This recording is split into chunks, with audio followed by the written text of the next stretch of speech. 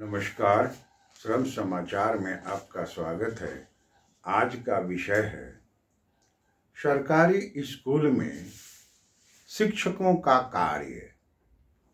आइए हम आज इन्हीं विषयों पर चर्चा करेंगे। सरकारी स्कूल में शिक्षक जो हैं उनका क्या कार्य है। सबसे पहले आप देखिए, ये जो शिक्षक हैं सभी प्रकार का काम करते हैं। पहला जो हमें स्मरण है, जानवर गिनना, पेड़ गिनना, आदमी गिनना, उसके बाद जातीय जनगणना में लगना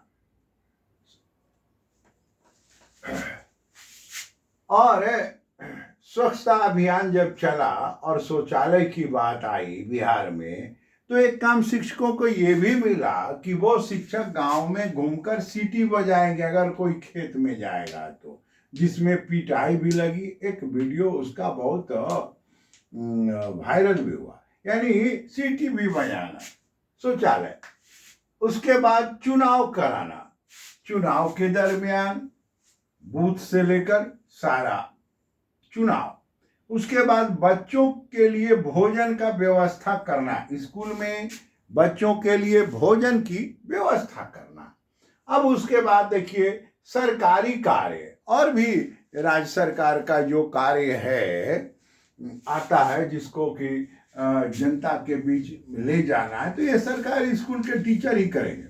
और उसके बाद तब बचा, देखिए जो जानवर गिनने से शुरू हुआ, जानवर गिनना, पेड़ गिनना, आदमी गिनना, जातीय जनगणना, शौचालय, चुनाव, बच्चों का भोजन, सरकारी कार्य, उसके बाद सबसे अंतिम में अध्यापन कार्य आता है।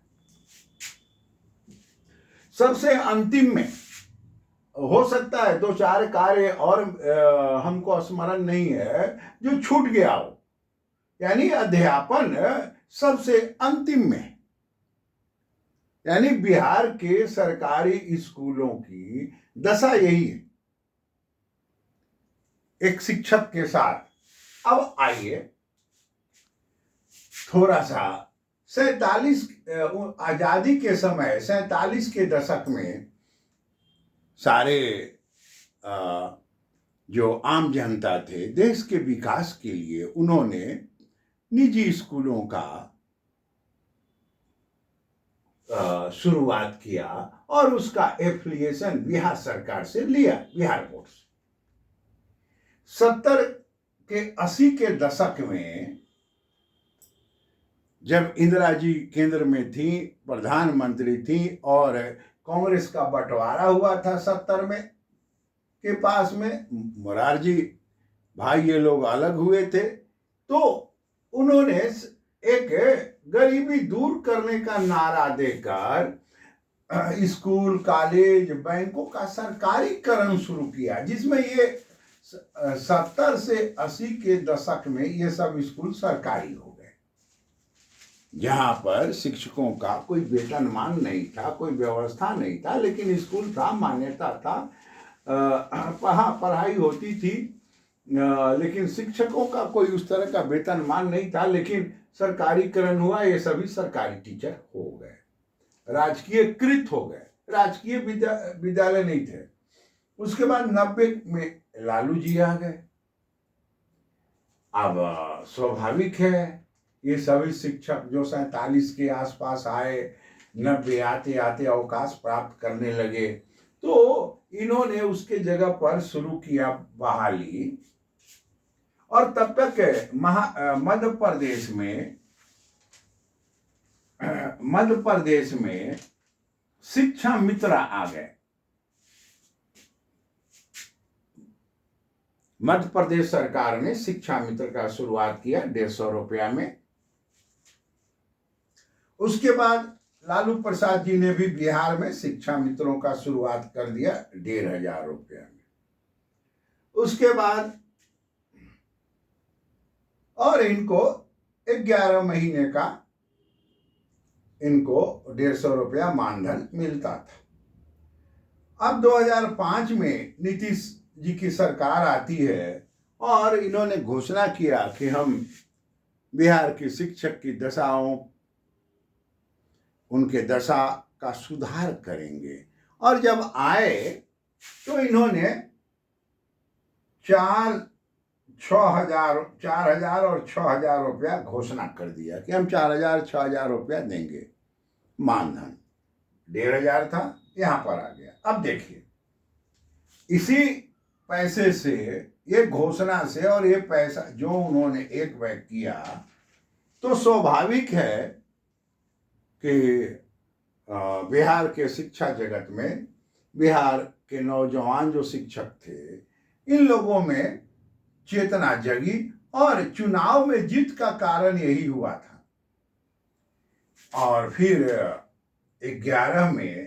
2011 में बिहार सरकार ने पात्रता परीक्षा लिया कि हम शिक्षकों का ऐसे बहाली शिक्षा मित्र के आधार पर नहीं करेंगे जो और ये शिक्षा मित्र की बहाली मुखिया जी लोग करते थे।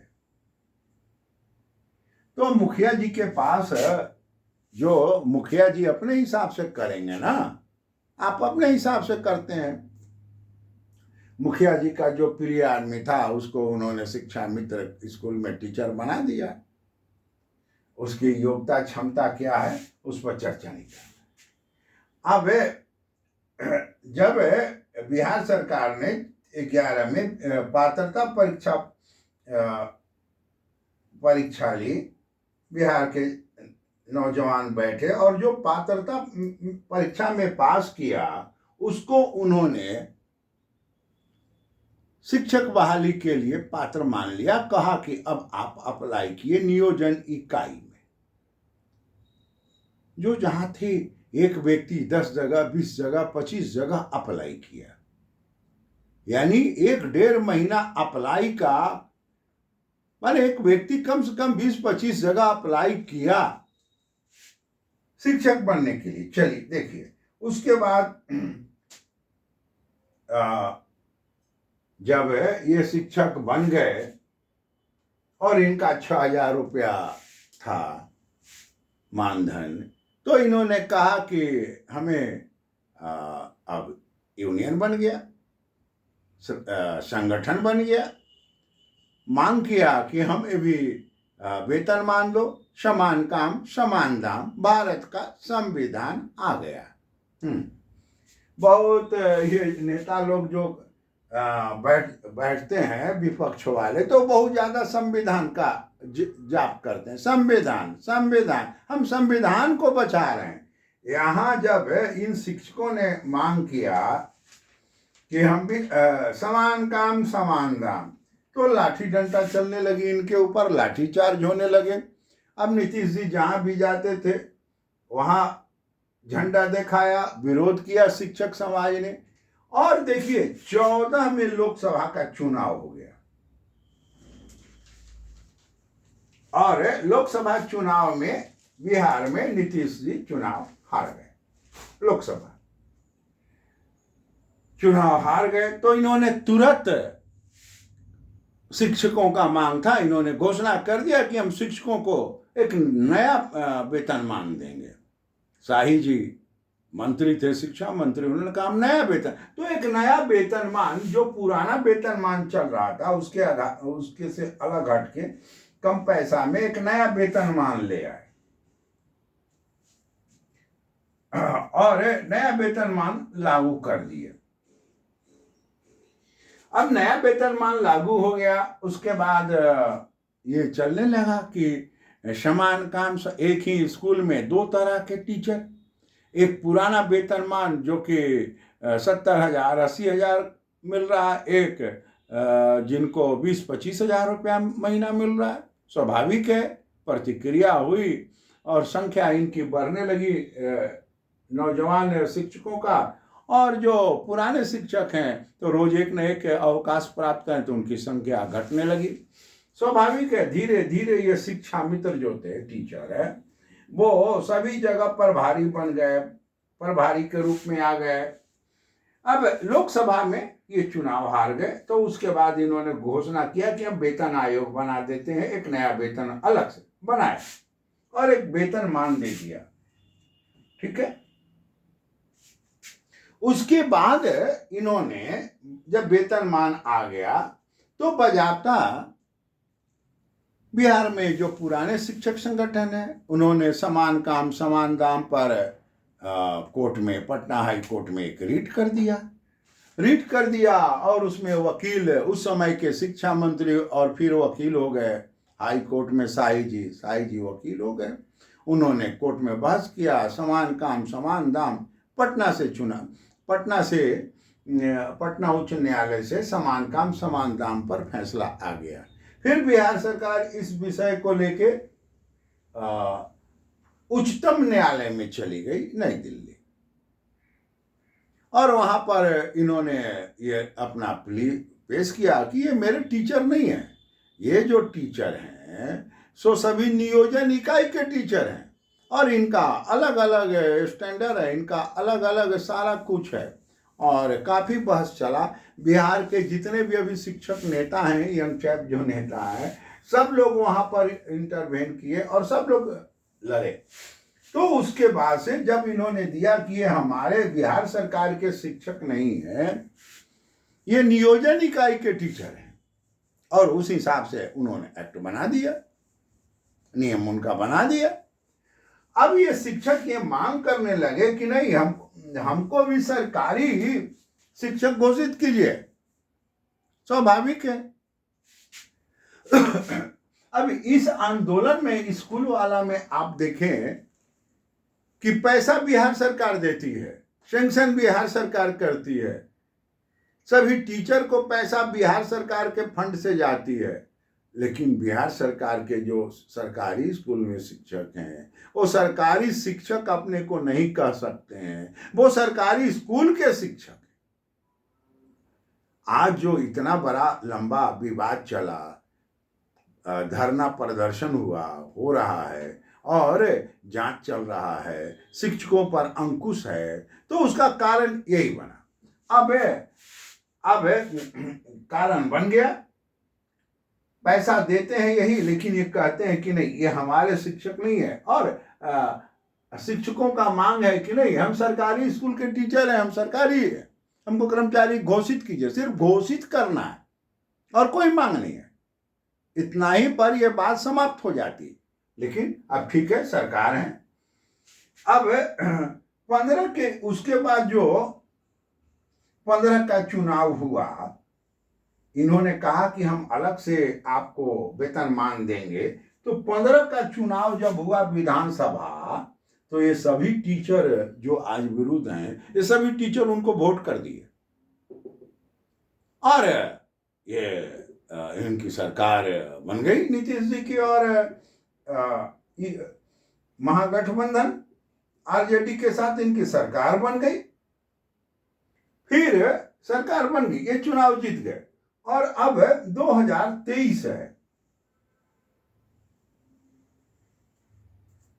तो जो 20 में पुनः चुनाव हुआ, उस चुनाव में भी इन शिक्षकों का ये मांग था कि हमें सरकारी घोषित करें। इन्होंने सरकारी घोषित नहीं किया और नीतीश जी की संख्या बल विधानसभा में घट के 43 पर आ गई। अब देखिए, अब 2023 में इन्होंने घोषणा कर दिया कि अब जो शिक्षक की बहाली होगी, जो पहले पात्रता परीक्षा से होती थी,